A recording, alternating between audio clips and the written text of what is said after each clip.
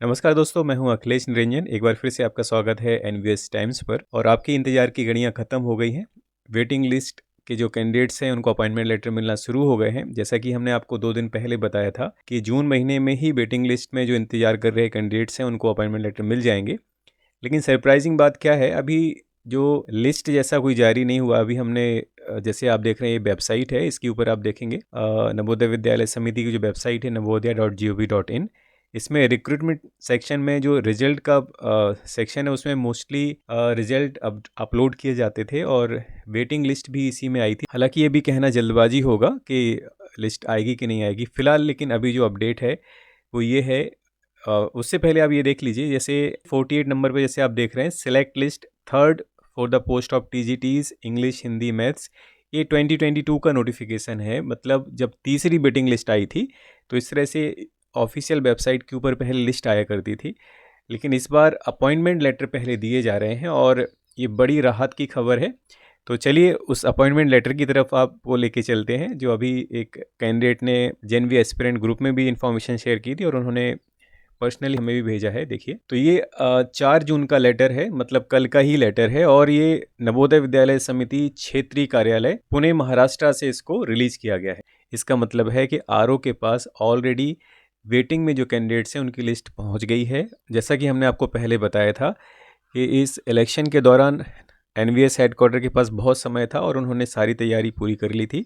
जो भी appointment letter जारी होने थे तो वो सारी लिस्ट बना के रीजनल ऑफिसेस को भी ऑलरेडी पहुंचा दी गई थी। जैसे कि आप देख रहे हैं कि 4 जून को कल इलेक्शन के रिजल्ट आए हैं और कल ही यहाँ पर एनवीएस आरओ पुणे ने अपॉइंटमेंट लेटर भेजना भी शुरू कर दिया है। तो एनवीएस जो रीजनल ऑफिस है पुणे, सबसे पहला अपॉइंटमेंट लेटर वहाँ से जारी हुआ है इस तरह से। और जो बचे हुए 7 रीजनल ऑफिसेस हैं, चाहे वो डायरेक्ट रिक्रूटमेंट ड्राइव हो या स्पेशल रिक्रूटमेंट ड्राइव हो, सबके एक्सपेक्टेड है इस जून महीने में अपॉइंटमेंट लेटर्स। लेकिन definitely it is like surprising. हमें भी इतनी उम्मीद नहीं थी कि इतना फास्ट होगा। सोच रहे थे कि सेकेंड वीक तक शुरुआत होगी, लेकिन ये समय आपके लिए बहुत अच्छा है और कई सारे पहलू हैं जिस पे आपको गौर करना है। पहले इस अपॉइंटमेंट लेटर को देख लेते हैं। 4 जून को ये जारी हुआ है और इसमें आप देख सकते हैं appointment letter, appointment to the post of TGT maths on direct recruitment basis under recruitment drive 22-23। तो 2022-23 में जो डायरेक्ट रिक्रूटमेंट ड्राइव थी उसमें टीजीटी पोस्ट के लिए अपॉइंटमेंट लेटर भेजा गया है। और जिस तरह से पहले भी अपॉइंटमेंट लेटर भेजे गए हैं वो सारे टर्म्स एंड कंडीशन इसके साथ लिखे हैं। तो ये मेल के थ्रू ही अपॉइंटमेंट लेटर भेजा गया है रीजनल ऑफिस पुणे की तरफ से। और ये टीजीटी पोस्ट के लिए है तो इसमें पेमेंट वगैरह सब कुछ लिखा है। 4600 ग्रेड पे होगा और जो भी डिटेल्स है सारी इन्फॉर्मेशन इसमें है। तो ये अपॉइंटमेंट लेटर जारी होना कहीं ना कहीं आप सबके लिए एक राहत की खबर है, जो इंतजार कर रहे थे और असमंजस की स्थिति में थे। तो ये कौन कौन से सर्टिफिकेट लेके जाना है, सारा कुछ डिटेल इसमें आपको देखने को मिलेगा। तो कह सकते हैं कि बहुत सारे लोग ऐसे हैं जो माहौल बना रहे थे या ऐसी बातें कह रहे थे कि अपॉइंटमेंट लेटर नहीं आएंगे और सारी बची हुई वैकेंसीज़ को अगली रिक्रूटमेंट ड्राइव में मर्ज कर दिया जाएगा, कोई उम्मीद नहीं है। तो वो सारी बातें गलत साबित हुई हैं और डेफिनेटली हमने जितने भी कैंडिडेट्स थे सबको यही बोला था, इलेक्शन तक का वेट करिए, इलेक्शन के बाद वेटिंग आएगी, और वही हुआ। और इस तरह से ये अपॉइंटमेंट लेटर, और इस अपॉइंटमेंट लेटर के साथ आप देखेंगे इसमें लास्ट में deputy commissioner B Venkateswaran sir का ये इसमें साइन भी है, जो एनवीएस पुणे के डिप्टी कमिश्नर हैं। साथ में इस अपॉइंटमेंट लेटर के साथ आप क्या देखेंगे, ये अटेस्टेशन फॉर्म है जो ऑलमोस्ट 19 पेजेस का है। तो पहला जो फॉर्मेट है वो है एक्सेप्टेंस को लेकर के, format of acceptance of offer of appointment. जो अपॉइंटमेंट आपको मिलने वाला है, अगर आप उस पोस्ट को एक्सेप्ट करते हैं तब जाके आपको इसको फिल करना है। तो ये बेसिक इन्फॉर्मेशन इसमें रहती है। अटेस्टेशन फॉर्म को लेकर के सारी पर्टिकुलर इन्फॉर्मेशन हमने एक वीडियो में ऑलरेडी शेयर की है आपके साथ, वहाँ से आप देख सकते हैं how to fill attestation form. NVS times पे आप सर्च करेंगे तो आपको वो मिल जाएगा। तो ये काफ़ी बड़ा फॉर्म होता है क्योंकि इसके बेस पर ही आपकी इन्फॉर्मेशन आपकी सर्विस बुक में और आपकी सर्विस रिकॉर्ड में फिल की जाती है। तो आप देख सकते हैं। तो इसको लेके हम बाद में चर्चा करेंगे। सबसे पहले एक बहुत इंपॉर्टेंट चीज़ है जो आपके साथ हम शेयर करेंगे। ये जून का जो महीना है, June month, why it is very important for you, ये आपके लिए बहुत इंपॉर्टेंट क्यों है, इसको लेके हमने ऑलरेडी एक वीडियो बनाया था कि अगर आप जून महीने में ज्वाइन करते हैं तो 6 मंथ की सर्विस कंप्लीट होने के बाद आपका जो नेक्स्ट इंक्रीमेंट है वो जनवरी में लग जाएगा, ठीक है। तो 30 जून और 1 जुलाई तक आपको हर हाल में ज्वाइन कर लेना है।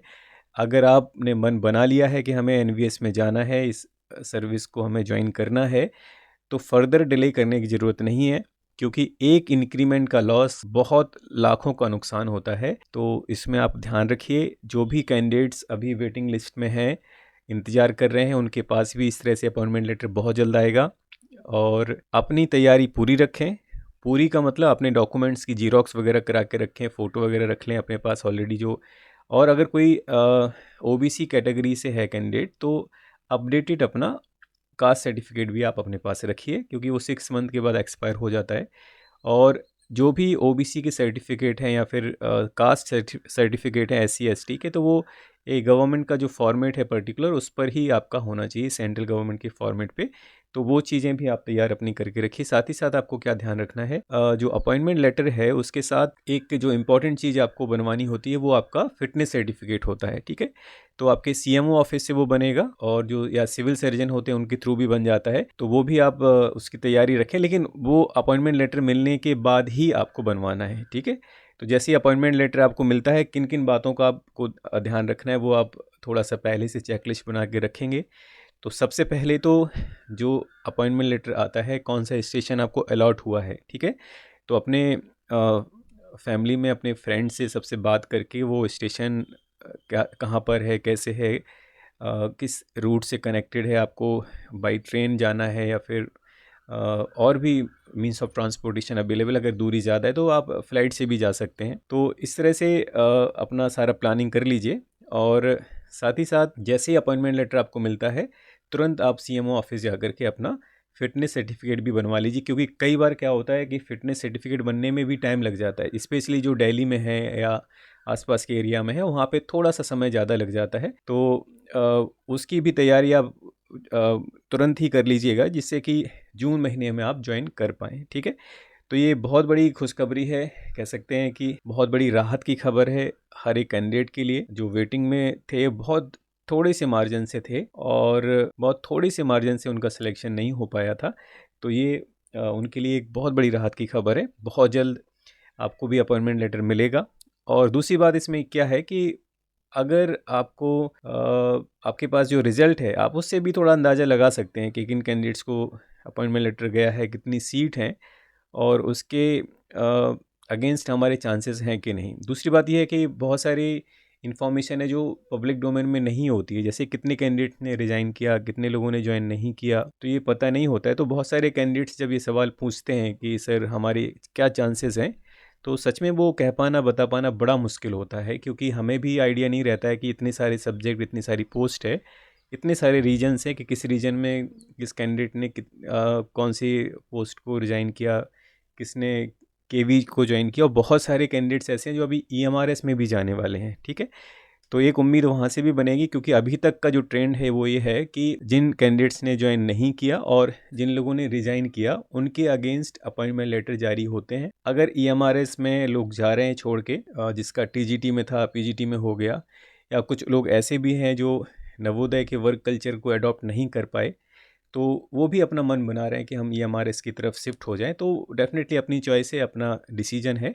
अगर उसके बाद भी अगर कोई पोस्ट खाली होती है, तो फिर हो सकता है कि वहाँ पर भी आपके चांस बने जो एनवीएस की वेटिंग लिस्ट में है, ठीक है। तो ये अभी तक की अपडेट थी, और डेफिनेटली आगे कोई अपडेट होगी तो वो हम आपके साथ शेयर करेंगे। अगर फिर भी आपके मन में कोई डाउट है तो कमेंट करके आप हमसे पूछ सकते हैं। और बेस्ट विशेष सबको बहुत बहुत शुभकामनाएं, जो सिलेक्ट हो गए, जिनको अपॉइंटमेंट लेटर आ गए हैं या जो नियर फ्यूचर इनको आने वाले हैं। और एनवीएस टाइम्स के थ्रू आपको हमेशा हमने कोशिश की है कि जेन्युइन और परफेक्ट आपको खबर मिले, जिससे कि आपका भरोसा हमारे ऊपर बना रहे, क्योंकि हमें भी नहीं अच्छा लगता है कि केवल ऐसा वीडियो अपलोड कर देना जिसमें कोई बेस नहीं है, बिना सिर पैर की बातें हैं, और लोग केवल इसलिए अपलोड कर देते हैं कि उनको अपने व्यूअर्स को बढ़ाना है। ऐसा हमारा कोई मोटिव नहीं है। हमारा उद्देश्य ये इस प्लेटफॉर्म को ओपन करने का ये था कि लोगों में, कैंडिडेट्स में अवेयरनेस एक आए कि एनवीएस सिस्टम क्या है और किस तरह से ये फंक्शन करता है। और एक बार फिर हम आपको रिमाइंड कराना चाह रहे हैं कि एक पब्लिक प्लेटफॉर्म और हम अभी ओपन करने वाले हैं।